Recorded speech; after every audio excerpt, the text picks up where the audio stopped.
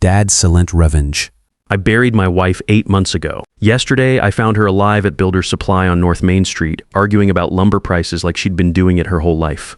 My name is Harold Mitchell. I'm 59, and I thought I knew what betrayal looked like. I was wrong.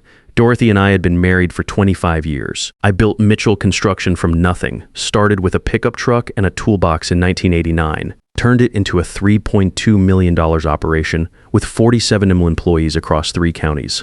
Dorothy managed the office side of things, handled the books, knew every contract we'd ever signed. When she died in that car accident on Highway 94 last February, I thought my world had ended. The funeral was packed. Half the construction industry showed up to pay respects. Dorothy had been the face of our company for years, the one who smoothed over disputes with suppliers, who remembered every contractor's birthday. I stood there in my black suit, accepting condolences, while our son Victor held my arm like I might collapse. Dad's taking it real hard, Victor kept telling people. He should know he'd been working as our accountant for 6 years, fresh out of college with his business degree. Smart kid, too smart as it turned out. The months after the funeral were rough. I threw myself into work, but everything reminded me of Dorothy. Her coffee cup still sat on her desk. Her handwriting was all over the project files. Victor kept offering to help with the paperwork, said I shouldn't have to deal with all those details while I was grieving. I let him handle most of it. Big mistake. Yesterday started like any other Tuesday in October. I needed materials for the Patterson job, a custom home we were wrapping up on Elm Creek Drive. The usual lumber yard was backed up until Thursday, so I drove over to Builder's Supply on the north side of town. Place I'd never been to before, kind of run down with cracked asphalt and faded signs, but they had what I needed in stock. The yard was busy for a Tuesday afternoon. Contractors loading trucks, forklift operators moving pallets of concrete blocks. The usual chaos of a working lumber yard. I was loading 2.8s INT8s into my truck when I heard it, that voice. Not loud, not calling my name, just complaining about prices in that specific way Dorothy always did when she thought someone was trying to rip us off. $15 for a 2x4, that's highway robbery. I can get the same grade lumber at Home Depot for $12. My hand stopped moving. I turned around slowly, and there she was. Same auburn hair pulled back in a ponytail. Same way of standing with one hip cocked when she was annoyed. Same small scar on her chin from when she fell off her bike as a kid, a mark I'd kissed 1,000 times over the years. Dorothy, my dead wife, very much alive. She was talking to the yard manager near the main counter, wearing jeans and a flannel shirt I'd never seen before, but it was definitely her. The way she gestured with her hands when making a point, the slight tilt of her head when she was thinking. Details you can't fake when you've lived with someone for 25 years. I dropped the lumber. 3 8-foot boards clattered to the concrete, loud enough that people turned to look, including her. Our eyes met for maybe 3 seconds. I saw recognition flash across her face, then panic, then something that looked like guilt. She turned and walked fast toward the parking lot. Dorothy, I shouted, following her through the maze of lumber stacks and concrete barriers. Dorothy, wait. She stopped near a blue Honda sedan I'd never seen before, took a deep breath, and turned around. When she looked at me, her face was calm, composed, like she was talking to a stranger who'd confused her with someone else. I'm sorry, she said. Her voice steady but slightly higher than normal. I think you have me confused with someone else. My name is Diana Walsh. Diana Walsh. I stared at her, 25 years of marriage, and she was standing there telling me her name was Diana Walsh. No, I said, stepping closer. You're Dorothy Mitchell. You're my wife. We've been married for 25 years. You died 8 months ago in a car accident on Highway 94. She shook her head, backing toward the car. Sir, I think you're going through something very difficult. You should probably talk to someone about this. Grief can make people see things that aren't there. The way she said grief, like she was reading from a psychology textbook. Dorothy never talked like that, but everything else about her was exactly right. The freckles on her nose, the way her left eyebrow was slightly higher than the right. The small gap between her front teeth that she was self-conscious about. Show me your hands, I said suddenly. She frowned. What, your hands? Show me your hands. She hesitated, then held them up. There it was, minus the crescent-shaped scar on her right palm from when she cut herself opening a can of paint 12 years ago. I'd driven her to the emergency room for 8 stitches. We'd laughed about it later, how she'd managed to injure herself doing something she'd done hundreds of times. I have to go now, she said quickly, already opening the car door. I truly hope you find the help you need. Then she got in that Honda and drove away. I stood there in the Builder's Supply parking lot, watching my dead wife disappear around the corner onto Maple Street. I didn't go home right away. I sat in my truck for maybe an hour, trying to make sense of what I'd just seen. Either I was losing my mind, or Dorothy was alive and had somehow faked her own death. Neither option made much sense, but I'm an engineer by training. I know how to solve problems systematically. I started with what I knew for certain. That was definitely Dorothy. Same voice, same mannerisms, same way of moving. The scar on her chin that she got when she was 12. The scar on her hand from the paint can incident. You can't fake that stuff. So if Dorothy was alive, then who had we buried? And why would she fake her death? I drove home to our house on Birch Lane, the one we'd bought 15 years ago when the business really took off. Sat in the driveway for a few minutes, looking at the place we'd shared for so long. Dorothy's flower garden was overgrown now. I tried to keep it up after the funeral, but I didn't have her touch with plants inside. I went straight to my office and started pulling files. Insurance policies, bank statements, business records, everything from the months leading up to Dorothy's accident. I'd let Victor handle most of this stuff while I was grieving, but now I wanted to see it all myself. The life insurance payout had been $750,000, paid out 6 weeks after the funeral. The death certificate was signed by Dr. Richards at County General. Everything looked legitimate on the surface. But then I started noticing things that didn't add up. Business account transfers I didn't remember authorizing. Equipment sales that seemed low for what we'd actually sold. Payments to vendors I'd never heard of. Small stuff, but when you've been running a business for 30 years, you develop an instinct for what looks right and what doesn't. Over the past 18 months, maybe $400,000 had moved through accounts in ways that didn't make complete sense. Nothing dramatic enough to catch my attention while I was grieving, but now that I was looking for problems, they were everywhere. I called my lawyer the next morning. Beverly Chen had handled our business contracts for years, sharp as a tack, didn't waste time on small talk. Her office was in the Riverside Professional Building downtown, 15th floor with a view of the river. "Bev," I said, settling into the chair across from her mahogany desk, "I need you to walk me through something, and I need you to keep it confidential for now." "Of course." "What's going on, Harold? If someone wanted to fake their death and steal money from their spouse, how would they do it?" Long pause. Beverly set down her coffee cup and looked at me with those sharp eyes that missed nothing. "That's a very specific question. Are you in some kind of trouble?" I told her about seeing Dorothy at the lumber yard, about the financial irregularities I'd found, about the way Dorothy had looked at me, recognition then panic. Beverly listened without interrupting, which is one of the things I've always liked about her. "Harold," she said finally, "if what you're telling me is true, we're talking about insurance fraud, identity theft, and financial crimes. This isn't just a divorce case. This is felony territory. What do I need to prove it? Evidence, documentation, proof of identity fraud and financial transfers, and probably a good private investigator." Beverly recommended a guy named Larry Hoffman, retired police detective specialized in financial crimes. I met him that afternoon at Murphy's Diner off I-275, one of those places with worn vinyl booths and coffee that could strip paint. He was older than me, maybe 65, gray hair, and careful eyes that missed nothing. "Your lawyer filled me in," he said over coffee and apple pie that reminded me of Dorothy's baking. "This is either a very elaborate delusion or your wife pulled off something pretty sophisticated. Let's find out which." Larry explained how these things usually work. Fake death scams require fake bodies, fake medical records, fake accident reports, lots of moving parts. "The good news," he said, cutting another bite of pie, "is that lots of moving parts mean lots of places where people make mistakes. How long will it take? Give me 2 weeks. I'll need access to your financial records, and I'll need that license plate number if you can get it." Getting the license plate meant going back to Builder's Supply and waiting. I felt ridiculous, sitting in my truck like some kind of stalker, but I needed answers. The place was busiest in the mornings, contractors picking up supplies before heading to job sites.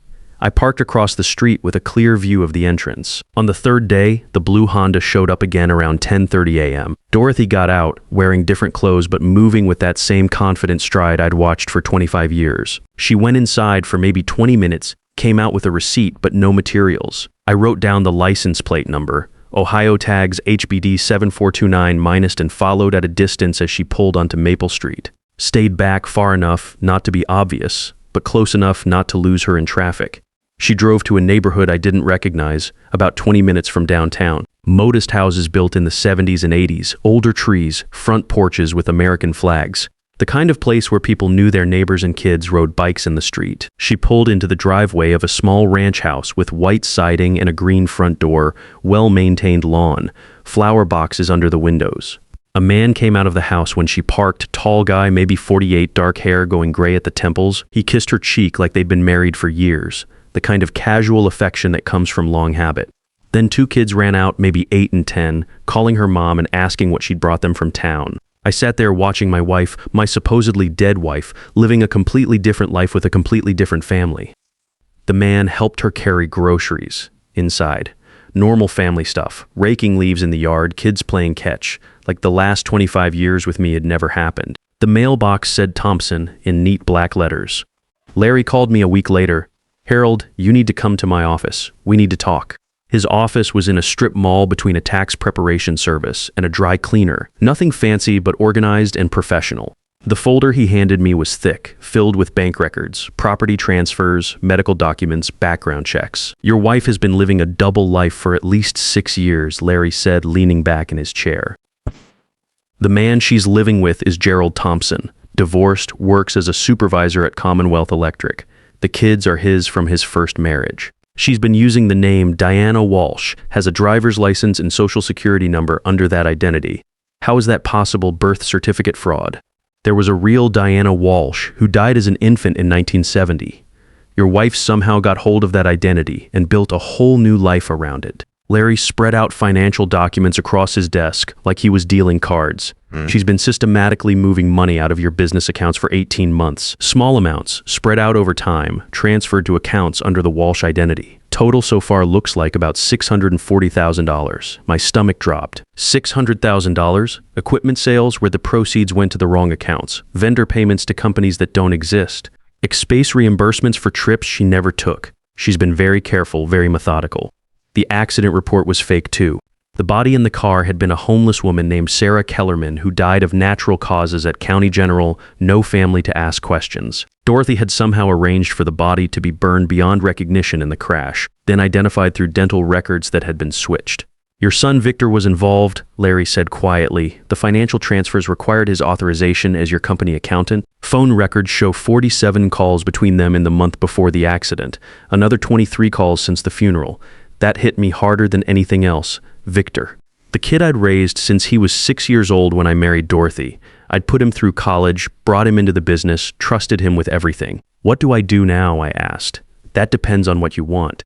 This is criminal behavior, insurance fraud, identity theft, embezzlement. We can turn this over to the district attorney and let them handle it.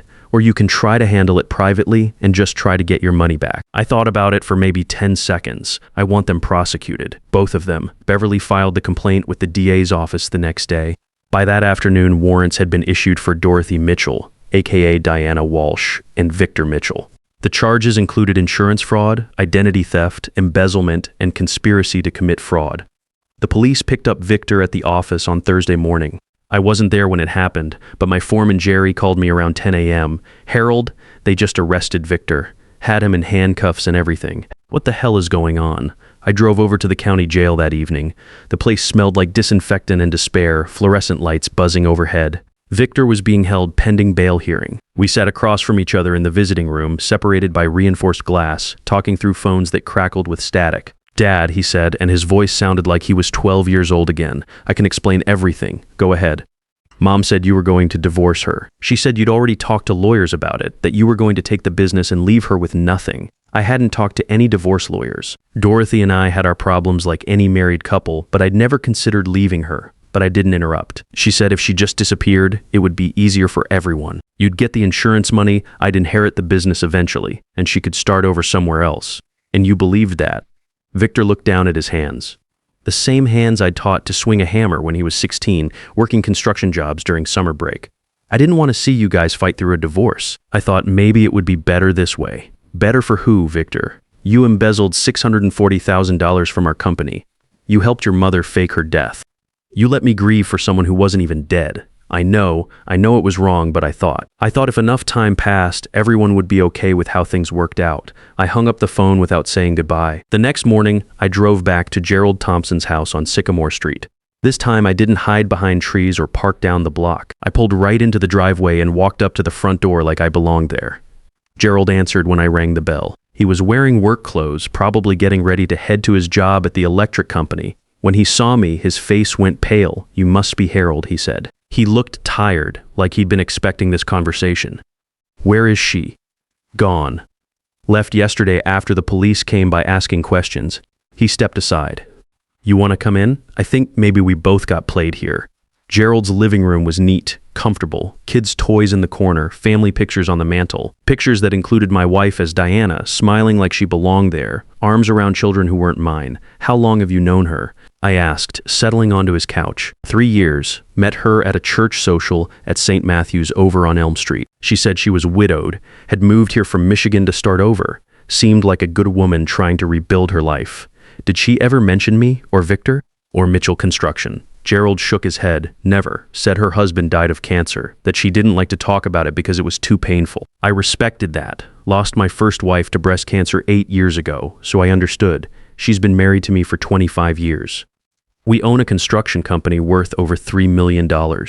She faked her death 8 months ago and stole over $600,000 from our business accounts. Gerald sat down heavily on his recliner, like someone had punched him in the stomach. Jesus, the kids, they love her. They've been asking when Mom Diana is coming home. I felt sorry for him, for the kids. They were victims in this too, just like me. Did you notice anything strange about her? Anything that didn't add up? She always paid cash for everything. Said she didn't trust banks after her husband's medical bills wiped out their savings, and she never wanted to travel anywhere, never wanted to meet my extended family. Said she was too shy, too set in her ways. Made perfect sense. Dorothy had been covering her tracks, keeping her two lives separate. Cash transactions left no paper trail. Avoiding family gatherings meant fewer people who might ask awkward questions. She got a phone call about 2 weeks ago. Gerald continued. Afterwards, she was different. Nervous, jumpy. Started talking about maybe taking a vacation, going somewhere warm for the winter. That would be when my investigator started asking questions around town. Gerald nodded. Harold, I'm sorry, I had no idea. If I'd known she was married, had a family, you couldn't have known. She fooled everyone. The police found her 3 days later at a bus station in Atlanta, trying to board a Greyhound to Miami with $47,000 in cash and a fake passport under yet another name, Rebecca Martinez. She was extradited back home and charged with 14 different felonies. I was there when they brought her into the courthouse for arraignment. She looked smaller somehow, older. The confident woman who'd managed my business for 25 years was gone, replaced by someone who looked scared and defeated. Our eyes met across the courtroom for a moment. I thought I saw the Dorothy I'd married, the woman who'd helped me build something from nothing. Then her lawyer whispered something in her ear and she looked away. Victor took a plea deal, pled guilty to embezzlement and conspiracy charges, got 4 years in state prison and an order to pay restitution. The business accounts were frozen and eventually returned to the company, minus legal fees and interest penalties. Dorothy went to trial. The prosecutor called it one of the most elaborate fraud schemes he'd seen in 20 years. I testified about the financial irregularities, about finding her at the lumberyard, about the impact on the business and on my life. The hardest part of testifying was staying calm. When the prosecutor asked me to describe the moment I found Dorothy at Builder's Supply, I had to pause and take a breath. 25 years of marriage, and it all came down to a stranger telling me my dead wife was alive and shopping for lumber. Dorothy's defense attorney tried to paint her as a victim of an abusive marriage, claimed she'd faked her death to escape domestic violence. Complete nonsense. We'd had our disagreements over the years, but I'd never laid a hand on her, never even raised my voice much. The prosecutor demolished that argument with testimony from friends, neighbors, employees who'd worked with us for years. The financial evidence was overwhelming. Bank records, forged signatures, asset transfers, insurance fraud. Dorothy's lawyer tried to claim she was mentally unstable, suffering from some kind of breakdown, but the systematic nature of the theft told a different story. This wasn't a crime of passion. It was calculated, methodical, planned over years. She got 12 years, won't be eligible for parole until she's 66. I kept the business running, though it took a while to rebuild trust with clients and suppliers. Word gets around fast in construction. People were understanding mostly. Nobody blamed me for what Dorothy and Victor did, but it was embarrassing. I felt like an idiot for not seeing it coming. The life insurance company sued to recover the $750,000 payout, plus interest and penalties. That case dragged on for 8 months, but eventually we settled. I had to pay back $680,000, which hurt but didn't break the company. Beverly negotiated it down from the full amount by arguing that I was a victim of fraud too. Gerald Thompson stopped by the office about 6 months after everything settled, wanted to apologize, said he felt terrible about the whole situation. Good man. Turns out he'd been divorced for 4 years when he met Dorothy, raising his kids mostly on his own, working overtime to pay child support to his ex-wife. You want to know the worst part, he said? sitting across from my desk where Dorothy used to handle the books. I really thought I'd found someone to spend the rest of my life with. Thought I'd gotten lucky for the first time in years. I understood that feeling. The kids keep asking about Mom Diana, he continued. They don't understand why she just disappeared. How do you explain to an 8-year-old that the woman they thought was their stepmother was actually a criminal living under a fake name? I didn't have an answer for that. Some damage can't be undone, some trust can't be rebuilt. Gerald and his kids were victims too, just different ones. It's been 18 months now since I found Dorothy at that lumber yard. The business is doing well, better than before in some ways. I hired a new office manager, a woman named Ruth Patterson, who's honest as the day is long and twice as organized as Dorothy ever was. Ruth instituted new procedures, better oversight of the books, separation of duties so no one person can move money around without multiple approvals. I've got new security cameras in the office, new locks on the file cabinets, new protocols for equipment sales and vendor payments. Trust, but verify. That's my new motto. Victor writes me letters from prison sometimes, says he's sorry, says he wants to make things right when he gets out in 2 more years. I don't write back. Maybe someday I will, but not yet. Some betrayals cut too deep for quick forgiveness. He'll be 35 when he's released, old enough to start over somewhere else if he's learned anything from this mess. People ask me if I'm dating anyone, if I'm thinking about getting married again. Honestly, I don't know. It's hard to imagine trusting someone that much again after what Dorothy did, but I'm not ruling it out entirely. I'm 61 now, still got good years ahead of me. Maybe someone will come along who's worth taking that risk again. The funny thing is, I don't hate Dorothy anymore. I'm not angry like I was at first. Mostly, I feel sorry for her. She had a good life, a successful business, a husband who loved her despite her faults, and she threw it all away for what? To play house with someone else's kids. To start over with a fake identity in a smaller house with a man who made half what our business generated. I'll never understand the calculations that led her to think faking her death was better than just asking for a divorce. Sure, she would have gotten half of everything, but half of $3 and $2 million is still a pretty good settlement. Instead, she chose crime, chose deception, chose to hurt people who cared about her. But I don't need to understand it. I just need to move on. The business is strong. I've got loyal employees, good clients, a reputation that survived the scandal.